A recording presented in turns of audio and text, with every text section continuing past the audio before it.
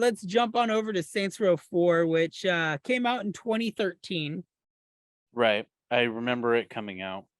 It had 3 different versions. There's Saints Row 4, Saints Row 4 Game of the Century Edition, and then Saints Row 4 Reelected. Which Right. Well, Reelected is the remastered version. Remastered. It wasn't really remastered though. It was just pretty much an all-in-one package upgraded to the current gen consoles. Yes. Okay. Let's focus on this second title though. You had Saints Row 4 and then Saints Row 4 Game of the Century.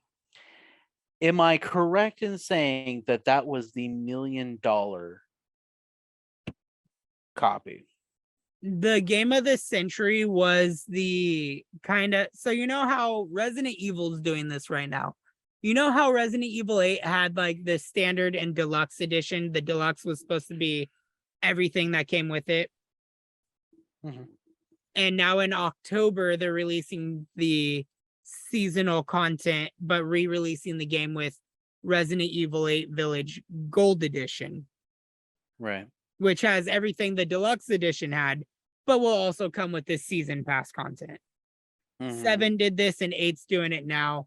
Game of the Century edition is kind of Saints Row's Gold edition, where it was its all-in-one package.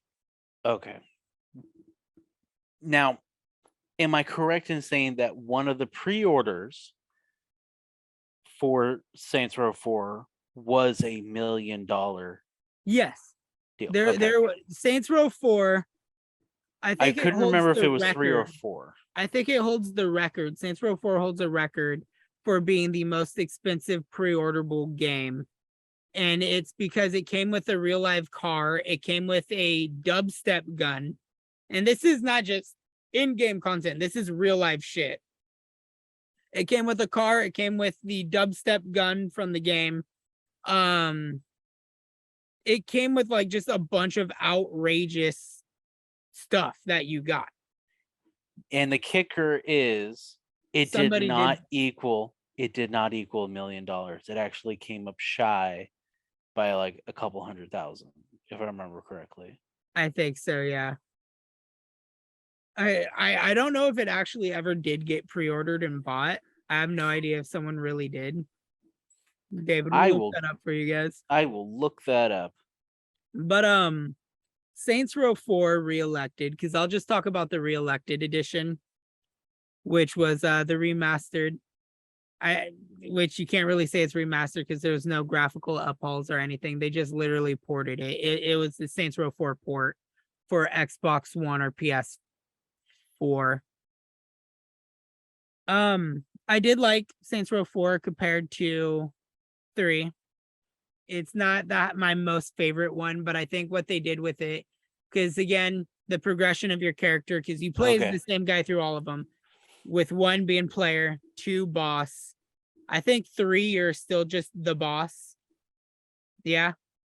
Yeah. No, you're the icon. No, you're just called the boss though. The boss. To 4, you become the president of the motherfucking United States. Because you, Shawnee Pierce, and a new character named Asha go and hunt down Cyrus Temple, who is the leader of Stag in 3, who is the main bad guy, who becomes a terrorist, launches a nuke at Washington. So in the intro cutscene, you're just climbing this rocket that's like going over Washington, hearing your crew that you've worked with for so long give their final goodbyes to you, and then Asha being like, yeah, you know, I just met you, and yeah, this I guess is sad. And then you landing in the Oval Office in the chair and just putting the feet up on the desk and be like, I could get used to this. Okay. So awesome. Real intro. Quick. Yeah. Here is everything that was in the Super Dangerous Wad Wad edition, which is the $1 million package. Jesus. Saints Row 4 Commander-in-Chief Edition, which was the game and all the DLCs. A full-size replica dubstep gun. A full day of spy training. A trip to space with Virgin Galactic. 1 year's membership of E25 Supercar Club, and a Lamborghini Gallardo. I'm really sorry for butchering the name of that one. Plastic surgery of the purchaser's choice. Shopping spree with a personal shopper to create the ultimate Planet Saints wardrobe. 7 nights for 2 at the Jefferson Hotel in Washington. Hostage rescue experience. A brand new Toyota Prius and insurance to give something back to the environment. 7 nights stay in the top royal suite in the Barja Al Arab with flights for 2. And I'm really sorry for butchering that one. And yes, it would cost less to buy them all separately. Jesus. I don't know how much it would be. Yeah, there's a lot of articles that are like, don't buy it. Well, on top of that, anybody with $1 million is probably doing something more important than playing Saints Row 4. The total cost for the $1 million bundle comes out to $629,974. So you would be dropping an extra $300,000. That's ridiculous. That is very, very ridiculous. But let's go ahead and talk about Saints Row 4 now. The intro to the game, just with hunting down Cyrus Temple to 5 years later actually being the president. Do you cure cancer or do you solve world hunger, David? Cancer had a good run, but it's time for it to go. Same choice. They brought Keith David back as actually Keith David. A lot of characters make returns in this game. You are kidding me. What? Okay, this is breaking news. The remake that is coming out in a couple weeks has an edition that is even more expensive than Saints Row 4's expensive edition. The reboot has a more expensive edition. Saints Row Made for Life $100 million edition.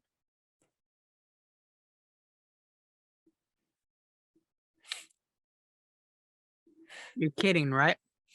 Nope. Become CEO of Volition and all the responsibility. This is on the saintsrow.com website. Book deal, chronicle your rise to fame. Mega yacht, one previous owner. Student loans are paid for. Private helicopter, mostly bulletproof. A fleet of supercars. Saints Row waffle maker. Real life pinata gun. Okay. Obviously, they're trolling. Okay. Whoo. In very, very, very small print, it goes #April Fools 2022. I was like, obviously, they're trolling themselves and making fun of themselves.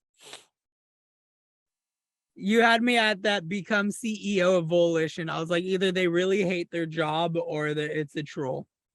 Yeah. But as I was saying beforehand, the alien invasion of the Zen Empire coming to the world and pretty much taking you because you're the badass that went from low-level street thug to POTUS is essentially the concept of the game. Well, the reason that he takes you is he's taking anybody who he sees as high-ranking or highly intelligent, if I remember correctly. Also, one last thing, nobody ever bought the $1 million edition and it was delisted. So nobody's able to.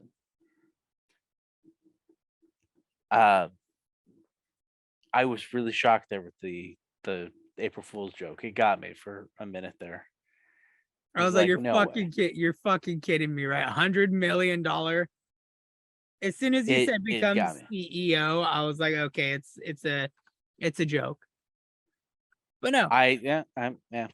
Anyway, I mean, we don't have to go through detailing how the game went.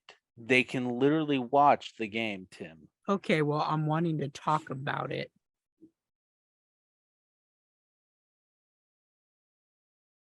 I'm not flipping you off. I was. Now I am. I was. What's something you Anyway, think Saints Row 4 did right? Saints Row 4, being able to save the vehicle as soon as you get into it. Granted, once you got superpowers, do you even need the vehicles anymore? I think it was amazing adding in superpowers. I know I gave Saints Row 3 shit for taking us out of the realism of it all, but the fact that you're in a simulation made it to where I didn't really care about realism anymore. Right. And like it was just fun being able to fly around, run, sprint, jump, glide through a virtual steel port. Right. I think the story they did for Saints Row 4 also was just a little bit better than 3. Because it gave more of a personality to the characters. It advanced the storyline for them a bit better. Because I feel like the storyline for 3 was muddled and nobody really went anywhere. Whereas you see the president, because at this point in time, again, you're the president, you see him interact more with the characters. When you actually have them as homies, they talk to each other, which is something that I really, really appreciated about 4, because you got background context from previous games on how they felt through audio logs, through conversations between people that you have with you, depending on who you have in your group. They would talk about past events, or they would even talk about you with you standing there and talk about how they felt about certain things that happened in the franchise. And being the fact that Saints Row 4 is essentially the end of the boss's story, it adds a whole new layer of depth that's more appreciated, because you're fleshing out people that didn't get time to be fleshed out, like Ben King, Julius. You had Tanya, Marrow, Veteran Child. A bunch of people make a return because you're no longer in the real world. So they're able to give their ideals, their opinions. Like there's a part where Marrow talks with like Shondi and Pierce, if you have all 3 of them together, where Marrow actually genuinely expresses like sympathy over killing Carlos and everything else. And just like there's moments where the characters bond with people they hated, or they have a deeper relationship and understanding with people they like. Right.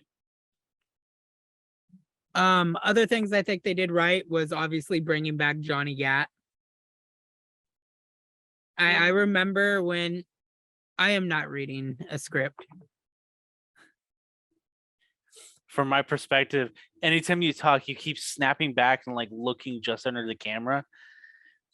I'm focusing on my like mouse pad, because my mouse pad stretches across my desk and has designs. So it helps me articulate my words a little bit better. And my camera, so my monitor's here for me to look at you, but my webcam is actually right here.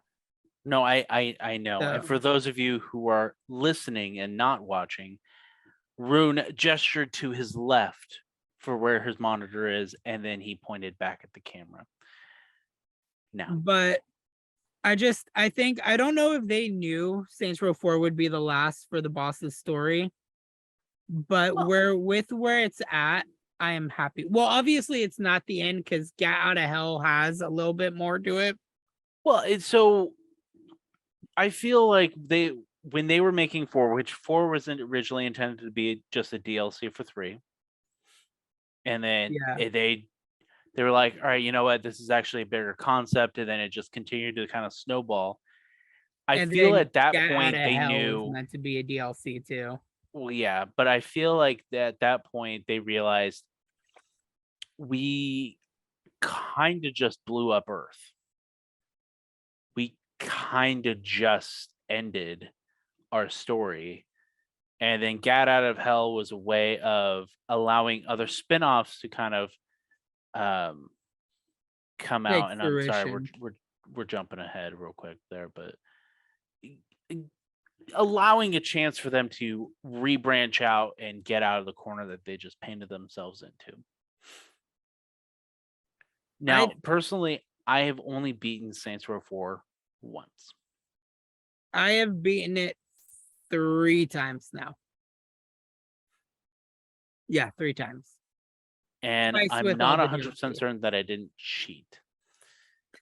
And by cheating, it would have just been, adding money or no, just would have been money. I think with what they did with the story, because again, unfortunately, you didn't need respect to progress through the story. You could just do everything in one chunk and run. I literally beat Saints Row 4 in 5 hours without doing like any of the side missions, and that's from start to the very last DLC. It was like 5 to 6 hours.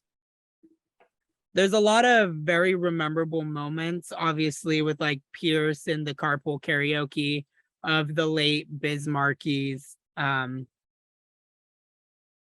spacing the name of the song. Got What I Need. Just a Friend. Just a Friend. Bismarckies, Just a Friend. But it was like even Zinyak, which is something I feel like they kind of lacked in the last few games. Zinyak was a charismatic character where it was like he wasn't badly done. Right. Obviously, he was a little repetitive with like, oh, you're disrupting my simulations, leave. You're disrupting my simulations, leave. You know what? Fuck it. You disrupt my simulations. Earth is gone. Fuck you. Well, it was they were escaping. Yeah. And he did warn them. He told them, hey, if you try and escape, I will just blow up Earth. And through our own ignorance, we lead to the deaths of millions of people. And I feel like with that being said, it also kind of changed the president as a character. Just in my own kind of headcanon, you become more remorseful for your actions because you have a greater sense of responsibility than you did as so in my timeline, Saints Row 1, I was 20 years old. So that way, as each game progressed, I aged my character appropriately to the amount of years. So in Saints Row 4, my character is 37, 38. Around that age. And which would have made him one of the youngest presidents because 35, I think, is the youngest you could be to be a president or something. Right. And I want to say JFK was the youngest at 35. But it's like your character just experiences so much and changes that it was a really good conclusion to the story. You got to dive deeper into characters by seeing their fears. You got to see that like Shondi's development stemmed all from Veteran Child and losing Gat. Right. And then it was like you got to deal with 2 Shondis because you got the Saints Row 2 fun Shondi. Then you had Shondi, which even had interesting dialogue as they reminisced or even talked about their change. Pierce took on a more mature role. Right. It was just everything was really well written, and it was something I appreciated a lot about the game. And then it also had its kooky, funny jokes and over the top meta action with like Metal Gear. Asha's entire simulated nightmare is Metal Gear with your evil twin. Which was absolutely funny because you like the cardboard boxes say handle with care contains snakes. If you die, Asha goes, boss. You hear like enemy soldiers. One of them's like, yeah, I went to the bathroom and just had a really solid snake. It was funny. The jokes were great. They brought in like Men in Black references with going to Let's Pretend, and you got a little tiny the little tiny pistol from Men in Black, where if you fired it, it would throw you backwards. Right. There's so much to love and enjoy about Saints Row 4. And then it kind of made sense. Like Professor Genki was one of the people Zinyak captured. Jane Austen, a lot of Jane Austen references. But it was Well, I mean, it that makes sense seeing how when she's the Saints Row narrator. 4 starts, she is the narrator. Matter of fact, she's the narrator in Gat Out of Hell too. Yeah, she is. But it was like even in the DLCs with like Enter the Dominatrix, it brought back Donnie, who was in Saints Row 1 and 2. It brought back Zemos and other characters.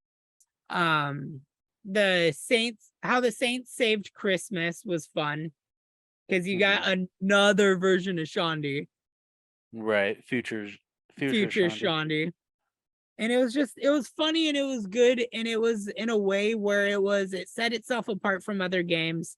It gave you the Saints Row vibe, and it told a beautiful story. Right. And then it really just glorified Ronnie. Sorry. How the boss went from getting the shit kicked out of him on a street corner to he is now the leader of the human race on a freaking spaceship. But it also shows that your character is vulnerable and not all powerful as he's made out to be, because it's shown through like dialogue with King that like your character begged King to become his chief of staff because he couldn't do it. He was in over his head.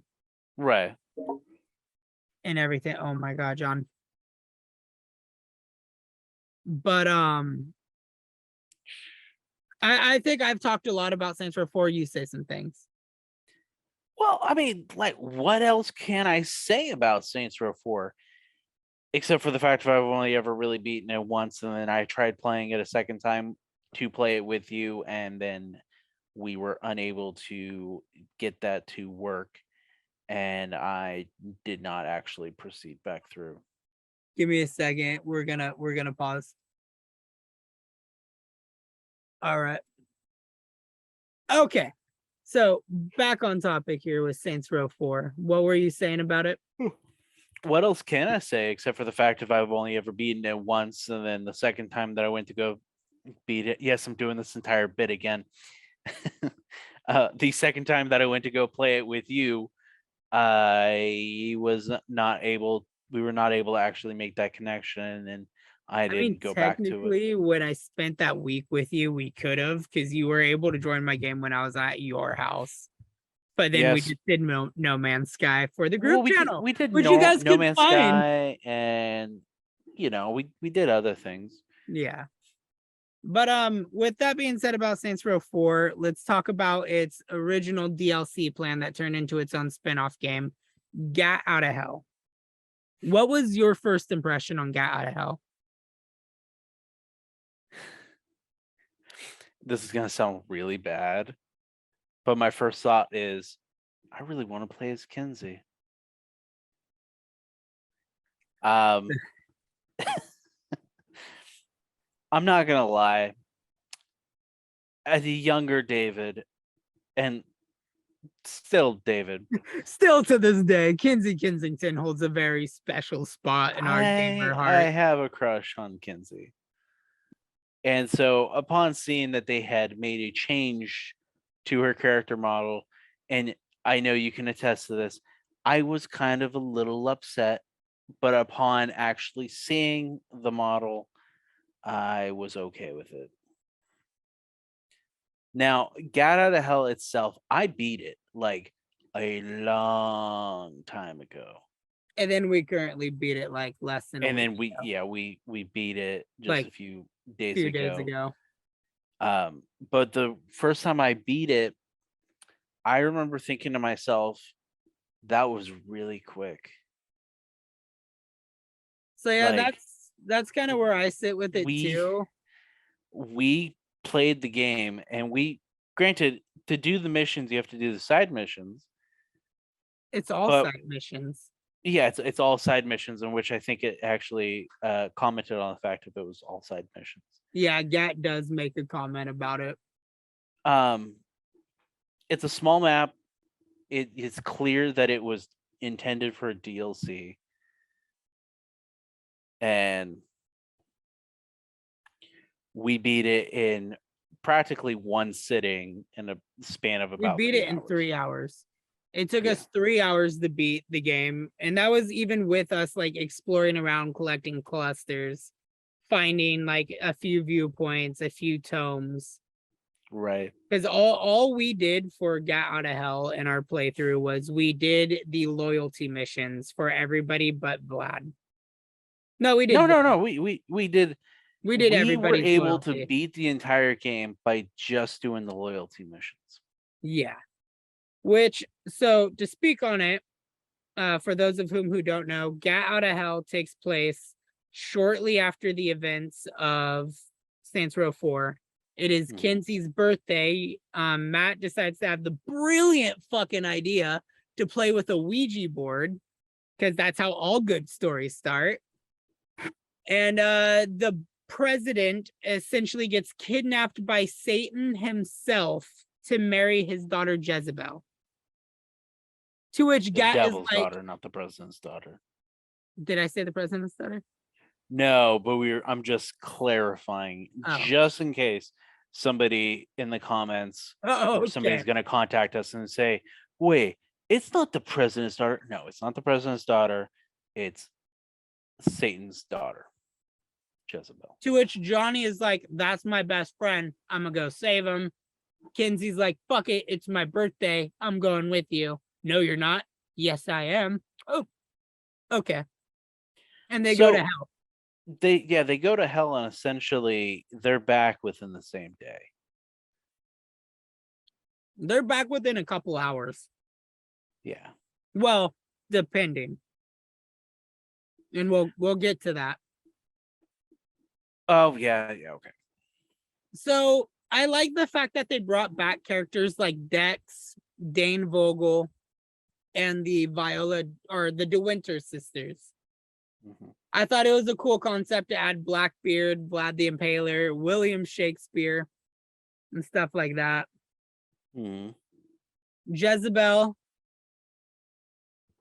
I love the musical song that they had. Yeah, oh my god, the musical number of seeing Gat and Kinsey sing is probably and then the following scene when Jezebel starts singing, they're like, no, we already did that. We're not doing that again. Doing that shit again. Oh, okay. It further cements the fact that Johnny Gat is one of the most badass video game characters. I really like Daniel Day Kim too as well. So he's definitely up there. Again, just like Saints Row 3, there's not a lot I could talk about. The concept of the game was really good.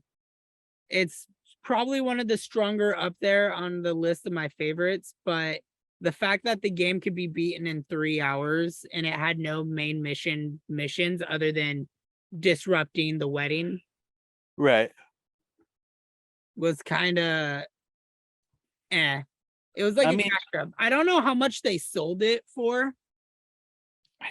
I don't think it was a full price. I want to say that it was only like $30 at most.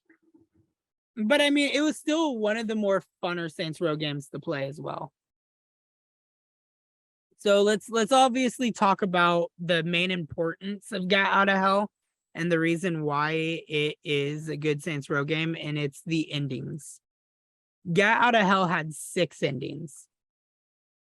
So with Get Out of Hell, you could either listen to Nathan Fillion's voice of God and accept his offer to go to heaven and have Gat be reunited with Aisha.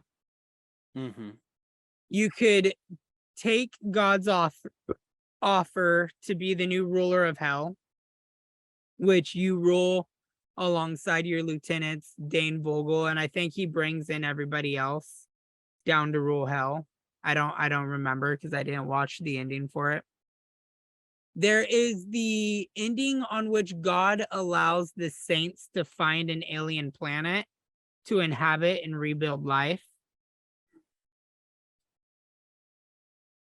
22? 20. It was only $20. Oh, okay. There was the ending where God allowed you to find a planet, re-inhabit it, a new planet. There is the ending in which God bestows all knowledge to Johnny. Well, it was God will answer all of Johnny's questions. Which, have you ever actually done that ending? No. If I'm not mistaken, Johnny asks God, how do you make the perfect omelet? Bro. Yeah. I mean, granted, I don't eat omelets. I don't eat Bro. eggs. But... that is an important question. But then you got the reset Earth ending, which I think would just reset the timeline. And then there was the recreate Earth, which spun off into Agents of Mayhem, where Gat is now like Gat and the rest of the crew are pretty much no longer gangbangers. They become agents, government agents, and everything, which opens up for the spin-off game Agents of Mayhem, in which you go to Seoul, South Korea, and which you're part of Gat's birthplace. Yeah, Gat's birthplace. And you're trying to take down a terrorist organization, and you got characters that returned like Pierce, Kinsey, Shondi, Oleg. A lot of people theorize that Hollywood was the boss character. Yep. But it was pretty much their way of not rebooting, but telling a different story with the same characters. Yes. And essentially that's where I left off at. Was Agents of Mayhem was the last Saints Row game before this reboot, in which Agents of Mayhem actually ended in a way where they were going to do a sequel where the agents pull out a soul, and then the main villain's daughter seemingly takes over. But due to low, Agents of Mayhem did not do well. No, it was not perceived well. I like it. It's fun. It has fun gameplay mechanics. They took out co-op, which was something that was a little sad.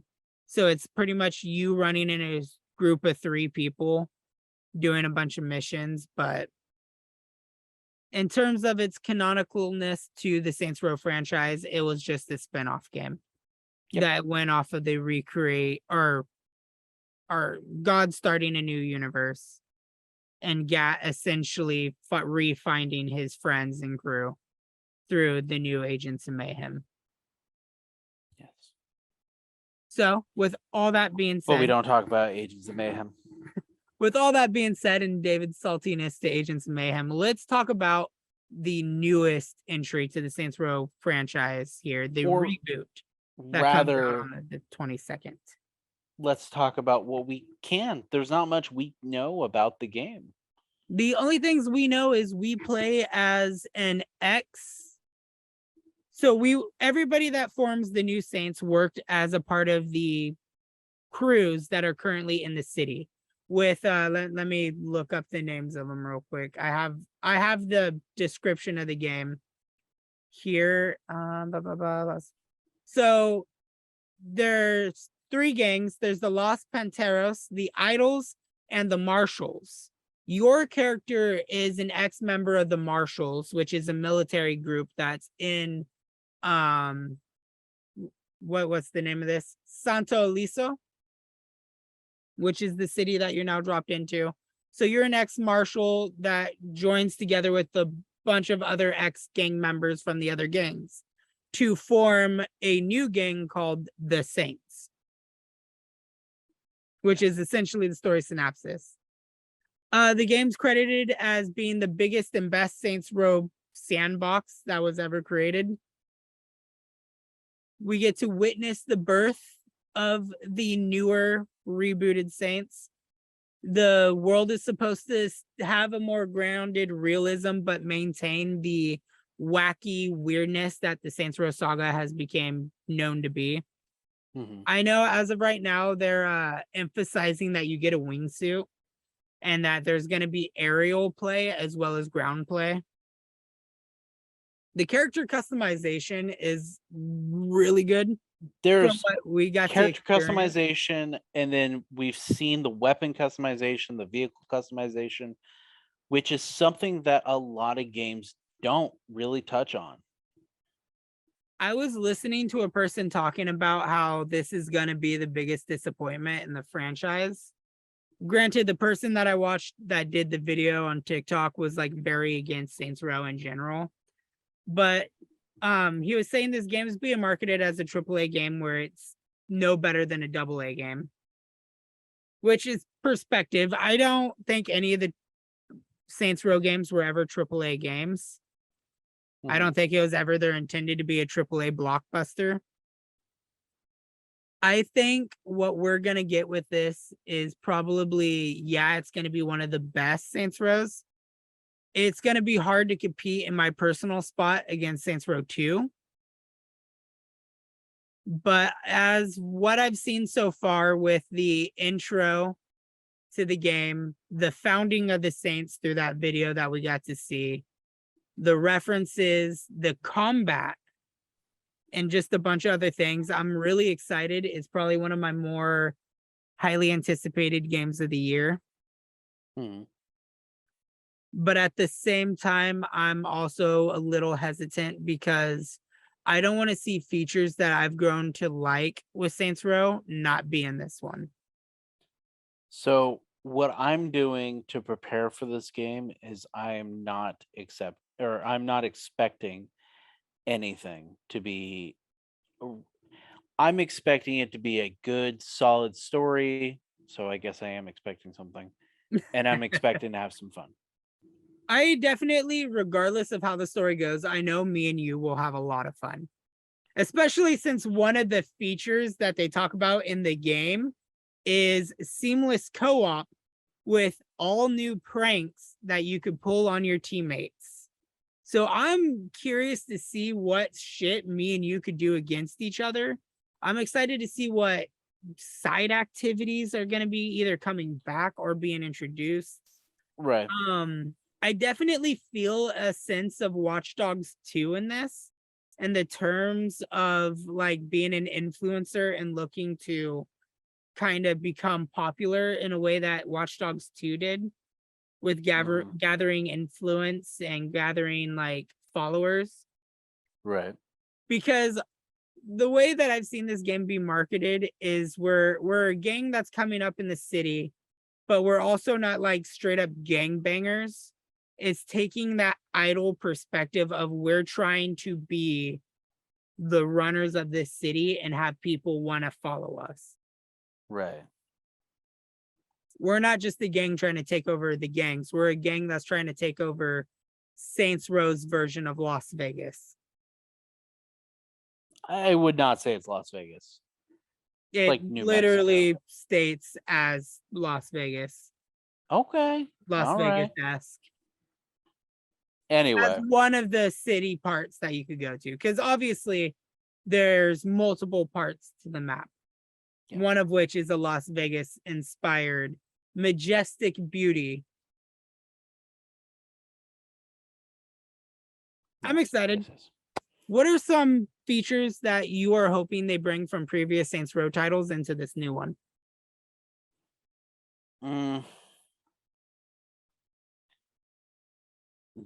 So this is going to be kind of a weird one. So you remember the cache or the cache from Saints Row 4 and 3? So with Saints Row 3, it was as you took over the city, it was an automatic money thing that just that you could access through your phone. Yeah, and then it just automatically or you accessed it through the simulation menu. Yeah.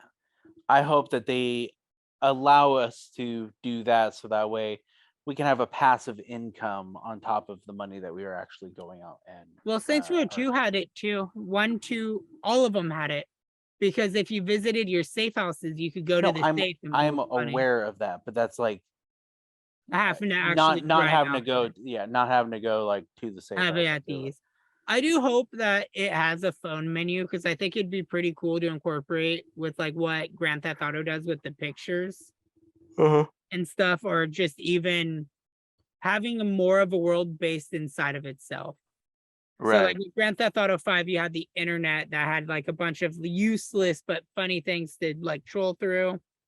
You had the contact list, which I'm hoping they keep that in there with it as well, where you could call in homies and do stuff. Mm-hmm. I'm hoping that they bring in, obviously we've seen a lot of their customizable stuff, like the guns, vehicles, and character. I hope we could take over safe houses and customize that too. Like if they're giving us that much free will with the characters, weapons, and vehicles, I hope we could choose what our place looks like. Obviously, Right. through like a demo playthrough, we could see where our character lives during his depression period. Like right after you get fired from the marshals and you're like trying to I love that part in the demo where he's like trying to make waffles and the waffles just won't go into the machine and he gets all frustrated. I He's did not watch that Oh part my god, of dude. the video. So there is a segment in the game where you just pretty much have to go through depression. Right. The mission is like literally just go through depression and your character is like you have to try to get him up out of bed and you're like pressing the button. He's like, ugh. Right. And then it's like shower and then your character's like just standing there and it's like make waffles and you drop waffles into the toaster and you press the button to go down and they just shoot back up and you do it like 4 or 5 times and it's so relatable because me personally I have felt that and been there where it's like you feel what this character's feeling and I just think experiences like that is what's going to make this game fun and good. Right. But I hope in the future of when you're taking over the cities that like when you're building your criminal empire, you get to customize it to your own liking instead of it being something that's predetermined and you're either going to like it or you don't like it. Mm-hmm. Other features I hope they bring back. I hope one of the side activities is still insurance fraud, as that's like one of my favorite side activities. But I hope they take a note of like, let us do wacky shit. Let us do something that's just like, okay, this is a criminal activity, but how do we make it funny? Right. How do we vandalize properties, but do it in a way that people are going to laugh? Let's have them drive a septic tank and spray shit everywhere. It's that kind of intuitive thinking that made Saints Row 2 good, and I think would do a lot for this game. No, absolutely. Other things I'm hoping they bring in is character development. I really don't want two-dimensional characters and homies, especially since we're dealing with a whole new cast of people and the amount of love and time that we've put into the original cast of characters. I want to be able to really like these characters, but I want them to have a personality that sets them apart from being, oh, this person's a hacker like Kinsey was. This is the Kinsey character. Right. Oh, you're the badass, like wearing shades guy. You're this game's Johnny Gat. Mm-hmm. I want them to have personalities. I want like rare dialogue if you hang out with them, that kind of stuff. Yeah, well, I mean, we'll definitely see. Another thing I'm excited for that we haven't had spoiled yet is every Saints Row game has an amazing soundtrack. And I am highly anticipating what the soundtrack for this game is going to be. Granted, I'm not a fan of newer music nowadays, but I'm still kind of I know there's going to be at least a few songs like there is in every game where it's just like, this is what I want in my media player. This is what I'll listen to on repeat when I'm not recording. Right. So any features for you? Any more anything? Features? No. No. Nope. Well, everybody, as we said earlier, let's actually do this real quick. Let's do a ranking. You'll do your ranking list first. I'll do mine. Okay. So from worst to best or best to worst? Best to worst. Okay. Excluding the remake, because obviously neither of us have actually played it yet. Yeah. All right. So you said best to worst? Best to worst. All right. Best for me, Saints Row 2, Saints Row 4, then Gat Out of Hell, and then 3, and then 1. And then obviously Agents of Mayhem at the bottom of yours. I do not consider Agents of Mayhem a Saints Row game. But it is. I'm aware it is, but I don't talk about it. All right, for me, obviously, Saints Row 2 is my favorite.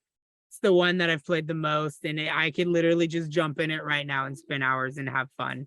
It never gets old. I love the world of Saints Row 2. Saints Row 4 is second. Saints Row 1 is my third. Saints Row Gat Out of Hell would be next, followed by 3, then Agents of Mayhem at the bottom. Gotcha. Despite liking Agents of Mayhem, I do personally feel it's like the weakest in the series. Right. But I do like it. Like I played it a couple days ago and was having fun. Just jumping around Soul as Hollywood dressed as Iron Man. But yeah. All right. We spent at least a good 2 hours talking about the Saints Row franchise. 3 hours. It's a 3-hour long podcast.